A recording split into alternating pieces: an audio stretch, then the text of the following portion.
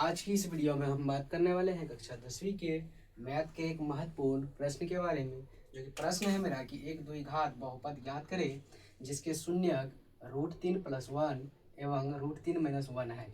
तो इस प्रश्न को हल करने से पहले एक को आपको पहले अल्फा मानना होगा, एक को बीटा।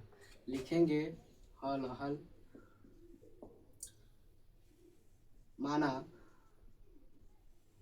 माना अल्फा बराबर √3+1 और बीटा बराबर √3-1। तो यहाँ पर बोला गया शून्यक दो शून्यक, तो जानते हैं द्विघात बहुपद का शून्यंकों का योगफल होता है अल्फा प्लस बीटा, यानी शून्यंकों का योगफल क्या होता है अल्फा प्लस बीटा। तो देखिए अल्फा का मान है √3+1, उसके बाद प्लस चिन्ह, और बीटा का मान है √3-1।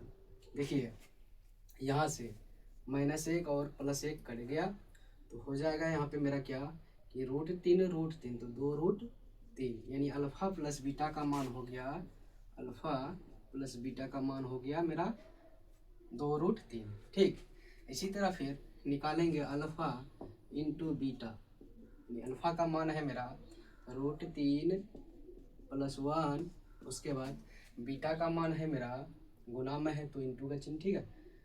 बीटा का मान है √3-1, तो एक बार प्लस वाला एक बार माइनस वाला, तो हो जाएगा मेरा a²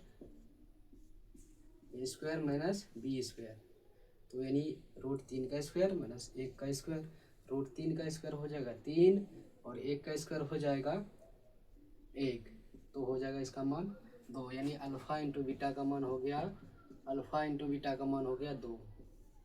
ठीक, दो चीज़ निकल गया। अब बहुपद निकालने ना बोल रहा है, तो लिखेंगे अभीष्ट बहुपद बराबर, तो बहुपद निकालने का सूत्र ऑलरेडी हमने एक वीडियो बना चुका है। तो यहाँ पे देखिएगा इसका सूत्र होता है x² minus alpha plus beta into x plus alpha into beta, यही होता है सूत्र बहुपद निकालने का। देखिए यहाँ पे लिखेंगे x², उसके बाद अल्फा प्लस बीटा का मान हमने निकाला है, अल्फा प्लस बीटा का मान है 2√3 हो जाएगा, इंटू एक्स है तो हो जाएगा x इंटू एक्स, उसके बाद देखिए प्लस तो प्लस चिन्ह, उसके बाद अल्फा इंटू बीटा का भी मान हमने निकाला है, अल्फा इंटू बीटा का मान हो गया यहाँ पे 2 है तो लिखेंगे इसके जगह 2। तो कुछ इस तरह से होगा, लिखेंगे x² माइनस 2√3 x प्लस का 2, यही बहुपद निकल गया। तो यही हो जाएगा इस प्रश्न का आंसर। तो इसी तरह से ये सारे प्रश्न बनते हैं, बोर्ड एग्जाम में ऑलरेडी ये सब प्रश्न पूछा हुआ है, जो कि बहुत ही इम्पोर्टेंट है आने वाले एग्जाम के लिए। तो इस प्रश्न को आप रिवीजन कीजिएगा।